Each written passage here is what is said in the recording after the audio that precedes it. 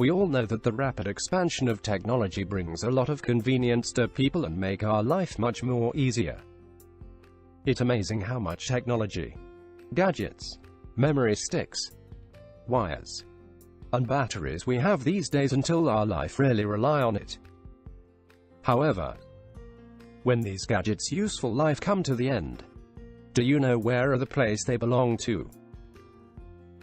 Electronic waste or e-waste, described as discarded electrical or electronic devices. They can be your unwanted discarded computers, office electronic equipment, entertainment device electronics, mobile phones, television sets, refrigerators and many others. You might start to wonder, why e-waste is related to me? Electronic waste, e-waste, has been one of the fastest growing pollution problems worldwide because humans accumulate more e-waste than they're able to handle. In every minute, there are a tremendous amount of e-waste created on this world. Yes, e-waste is small when compared to overall waste, representing just 2% of the material in landfills. But, according to social change organization Do Something org, it even represents 70% of overall toxic waste. The presence of them consists of a variety of toxic substances which can contaminate the environment and threaten human health if disposal protocols are not meticulously managed. For example, electronic scrap components, such as CPUs, contain potentially harmful materials such as lead, cadmium, beryllium, or brominated flame retardants toward human beings. These are also some of the other examples of e-waste can bring harm to us if suitable procedure still not yet to be taken. Scary, isn't it? There is nobody we should blame, but we should start taking this responsibility to manage e-waste no matter who you are. We found several ways that how should we manage our e-waste efficiently with different type of role including consumer, producer or government. Here are what we can do as a consumer. Number 1. Give away or donate your e-waste. You know the saying, when something is not necessarily for you, don't mean that it is also worthless for some people. Think twice when you are about to throw away your old unused gadget, because sometimes it might be people who are looking for it. For example, you might consider throwing away your old-fashioned keyboard which is getting less valued and not cool at all. Stop yourself. You could just donate to your nearest school for the computer lab, which turn out become one of the tools which can allow students to learn computer. Indirectly prevent the school authorities from buying another keyboard. Thanks to the internet, there is also some organization or some website like freecycle.com willing to help you out in collecting your unwanted electronic things. Just don't let them pile up. You are always welcome to donate these unused gadgets to a variety of charities so that they can provide products to hospitalized children, or resell items through a third party and they only take a portion of the proceeds to run their operations.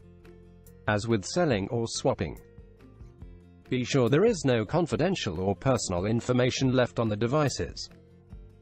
Take them back to the store. Do you ever hear about a buyback or trade-in program? Yes. People should always consider this offer when they plan to buy a new gadget. This option not only provides an alternative for us to manage our old gadget like old laptop, camera, smartphone, tablet or etc., but also help us to save plenty of bucks to get our new gadget. Usually store will send those used gadget back to the factory so that those gadget can be manned by those professional or company which equipped with knowledge on proper way to handle the e-waste. Either decompose or refurbish it so that it can be resell again to suit people needs. Sell. Nowadays people, especially youngers, like to shop online. Instead of shopping through Lazada, Shopee or Amazon. There is also another platform like Carousel or eBay which allow individual and companies to sell used products. They offer your old gadget a second home. people can put on their unused gadget on this apps, and there will be people searching for that to buy from you through this platform. Simple, isn't it? Recycle. E-waste is a hidden resource. It contains a various type of metals and materials which can be recycled. Taking TV, CRT, for example. It contains copper, iron, glass and plastic in its body. And over 75% of the body can be recovered to be used as raw materials. However, CRTs have relatively high concentration of lead and phosphorus, which categorize as hazardous household waste by United States Environmental Protection Agency, EPA. Which means that it may brought hazard in the process of recycling. According to Bloomberg Business, some companies send products to developing nations without taking proper precautions regarding how the recycling is done or how much toxic material might be released in the process. Therefore, people should take notes that recycling e-waste is an effective method of managing e-waste if it is handled by proper and formal collection channels. In another way, we should bring them to the authorized collectors or collection centers to find community or other drop-off location. Just check out the website like doe.gov.my. They might be near from your house. Other than that, we can see another great example of handling e-waste from the coming Tokyo 2020 Olympics game. The Tokyo Organizing Committee of the Olympic and Paralympic Games has launched the Tokyo 2020 Medal Project to manufacture approximately 5,000 gold, silver and bronze medals from recycled metals, salvaged from small waste electronic equipment, including discarded mobile phones. Brilliant, isn't it? This project will be an exercise in citizen participation to manufacture medals with the help of people from across Japan. They targeted a 100% recycling rate in the refining of gold, respecting the environment by using scrap metals in the manufacture of medals, and employing Japanese technological expertise. The idea of using recycled metals in medals has been used in the past. However, this project makes Tokyo 2020 a first in the history of the Olympics and Paralympics by involving citizens in the collection of consumer electronics for the purpose of manufacturing medals, and manufacturing medals from the extracted gold. The overall process will be collection, classification operation, dismantling, extraction of gold, refining operation, and finally they become the pure gold which used to make the medal. Now, we will talk about the role of producer in managing e-waste. Firstly, producers should generate awareness and inform consumers about the bad effect of e-waste. Besides selling their products, producers should ensure the commitment of the customers in proper e-waste management. For example, vouchers and discounts can be entitled to customers who return their aged product back to the producer. Next, producer should use environmentally safer materials in the production process. In producing a new product, producer should always take account of the effect on the environment. Hazardous materials such as mercury, cadmium and lead should be avoided. Environmentally friendly is a very important aspect in product design, as we all know that it will be the future trend in electronic market. Moreover, producers should design the product to last longer. Do you know that the average replacement cycle of smartphones are 21 months? This means that every smartphone user will change his or her smartphone after 1 to 2 years. This is very bad to our environment because the shorter the replacement cycle, the higher the number of electronic wastes generated per year. Therefore, producers should increase the lifespan of the electronic devices. Lastly, producers should follow a well-known policy. EPR. What do you know about EPR? EPR stands for Extended Producer Responsibility. In this policy, producers are responsible for the management of the disposal of their products that are no longer useful by customers. The responsibility for disposal may be financial or physical. This policy shifts the economic burden of the cost of disposal from the government to the producer. EPR encourages design for recycling while discouraging the use of toxic components in the product.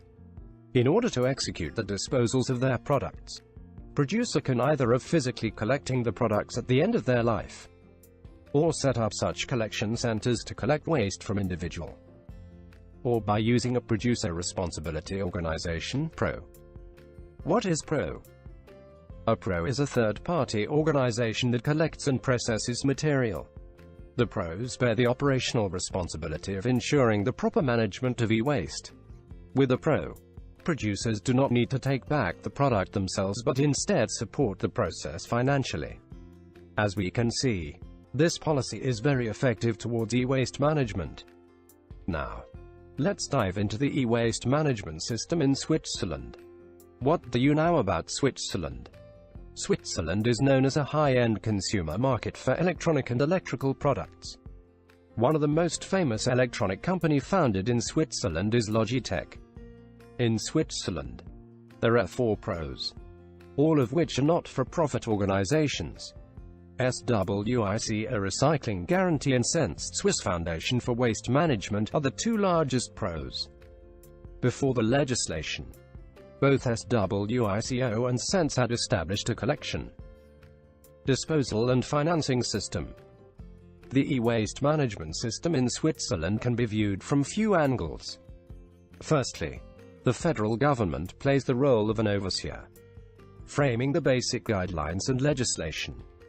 Secondly, PROs have the role of managing the day-to-day operations of the system, including setting the recycling fees, as well as licensing and auditing recyclers. Next, distributors and retailers are obligated to take back products in categories they have on sale. Consumers are responsible and obligated by law to return discarded appliances to retailers or designated collection points. Next, collection points are needed to collect all kinds of electronic waste free of charge and ensure the safety of the disposed products to prevent pilferage or illegal exports. Recyclers must adhere to minimum standards on emissions and take adequate safety measures concerning employee health. Authorization is needed to operate a recycling facility from the cantonal government, as well as a license from the PROs. In Switzerland, consumers return electronic wastes through the channel most convenient to them, either through designated collection points, retail outlets, or transporting directly to the recyclers.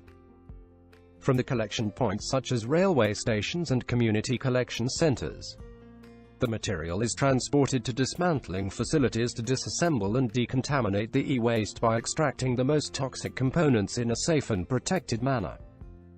At the recyclers, the e-waste goes through further dismantling, shredding and sorting, resulting in concentrates of mainly plastic, glass, iron, aluminium and copper. The producers pay the advance recycling fee ARF to the PROs on the sale or import of an appliance. This ARF is passed down to the distributors and retailers, who in turn invoice the consumers on the purchase of a new appliance.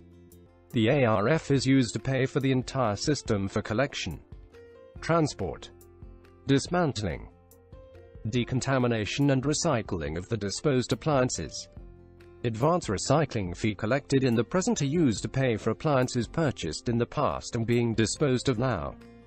Why? Because, from the psychological point of view, a customer is far more willing to pay a small fee charged at the time of purchase than paying for the disposal of a product that is worthless. Also, illegal disposal of e-waste which would be done to avoid paying a disposal fee can be prevented. A visible fee, at the time of purchase, is a simple and efficient way of making the system transparent to the consumer, as well as creating awareness so that the consumer knows that the recycling has already been paid for. The Swiss government makes it mandatory for retail outlets to take back e-waste from end consumers free of charge. This is because retail outlets already have a storage and transportation logistics chain in place. Secondly, their wide coverage and easily accessible locations makes it easier for consumers to dispose of their e-waste correctly. In conclusion, e-waste is a very serious problem in this era. In fact, more than 20 million tons of e-waste are produced every year. The release of toxic components in the discarded electronics components is continuously harming our Earth. Thus, we need to overcome this problem as soon as possible by referring the model of e-waste management in Switzerland. Government, producer, and consumer must work together to save our environment before it's too late.